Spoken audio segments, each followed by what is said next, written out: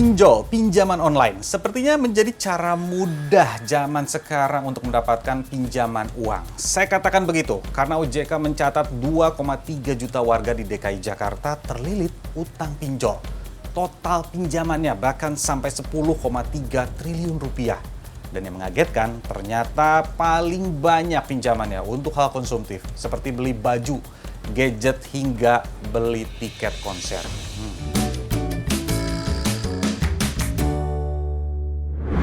Setuju kan? Caranya yang mudah. Kayaknya jadi salah satu daya tarik masyarakat mengambil pinjaman online saat butuh uang untuk mendapatkan sesuatu. Saya tanya dulu, kalian pernah nggak pinjam online? Pernah sih. Kamu waktu itu bayarnya sampai lunas atau gimana? Enggak, Mbak. Putus tengah jalan karena nggak punya duit. Bisa diuntungkan atau dirugikan sih sama pinjol ini? Ya kalau lihat bunganya sih ya dirugikan sih. Pernah pakai mengatasnamakan, kan kalau pinjol pakai KTP ya Kak, pakai KTP aku, pakai akun aku juga, tapi alhamdulillah udah lunas. Tuh, banyak kan yang pernah pinjol, tapi apa ya rata-rata alasan mereka akhirnya memilih pinjol untuk mendapatkan pinjaman uang? Ya karena butuh aja dulu, jadi pakai ini buat beli apa ya dulu, Udah berapa kali Pak pakai pinjol? baru sekali. Baru sekali. Kenapa kalau boleh tahu waktu itu Bapak pilih pinjol, menurut Bapak pinjol ini menguntungkan atau justru merugikan? Ya kalau pas lagi butuh ya menguntungkan, kalau pas lagi bayar ya merugikan sih. Kalau keuntungannya itu cepat cair tanpa jaminan. Cuman kalau kerugiannya ya bunganya besar. Oke. Kenapa waktu itu kamu pilih pinjol? Ya karena perlu sih. Perlu mendadak gitu. Jadi ya paling cepat ya itu. Berapa lama itu cairnya? Ya 1 jaman. Itu tergantung kalau kita emang bayarnya benar, sebetulnya nggak begitu berat buat bunganya. Tapi kalau emang kita telat-telat ya alhamdulillah bunganya ya terlalu mahal. Rata-rata yang ditanya karena kebutuhan dan pengen cepat. Tapi tahukah kalau OJK justru menemukan hal lainnya? Ternyata banyak sekali konsumen pinjol ini butuh uang untuk hal konsumtif seperti beli baju, beli HP, sampai-sampai untuk membeli tiket konser. Nah, ini juga yang membuat banyak dari mereka yang akhirnya gagal membayar utang saat pinjaman online. Sebelum saya bahas lagi soal pinjol, ngerasain nggak sih kalau iklan penyedia pinjaman online banyak sekali menguasai media sosial kita? Apa ini juga yang jadi salah satu yang berpengaruh bagi masyarakat yang akhirnya jadi pinjam dari asalnya tidak ada niatan untuk meminjam? Untuk individu yang keluarganya tadi ya, solidaritasnya itu nggak tinggi, institusi agama juga nggak tinggi, berarti ini orang dibiarkan sendiri kan?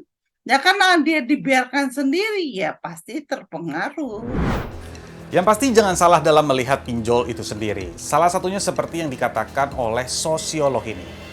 Di masyarakat kita itu dengan adanya pinjol itu dia memahami atau mengerti bahwa sumber dana itu ada di sana, ada di pinjol.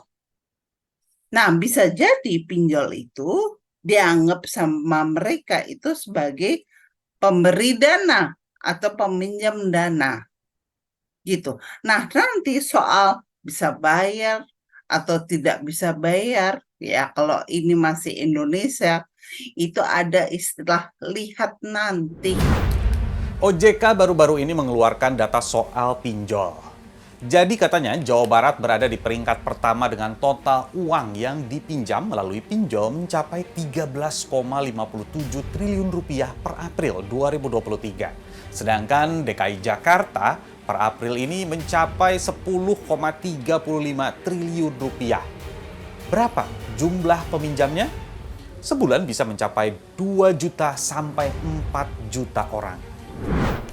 Wow, besar sekali kan? Kalau pada bisa bayar, ya nggak apa-apa dong. Nah, ini ada juga data soal potensi gagal bayar. Per bulan Mei 2023 ada temuan sebesar 3,36% peminjam yang belum membayarkan pinjamannya lebih dari 90 hari. Totalnya mencapai 1,72 triliun rupiah. Ini belum termasuk peminjam yang belum bayar di bawah 90 hari. Sudah seharusnya kalau pinjam ya bayar dong. Salah satu dampaknya OJK mengkonfirmasi ada 33 pinjol yang kurang modal dan terancam dicabut izinnya. Itu dampak dari sisi konsumen yang gagal bayar. Bagaimana dengan penyedia pinjolnya? Nih, ada beberapa komplainan dari para peminjamnya.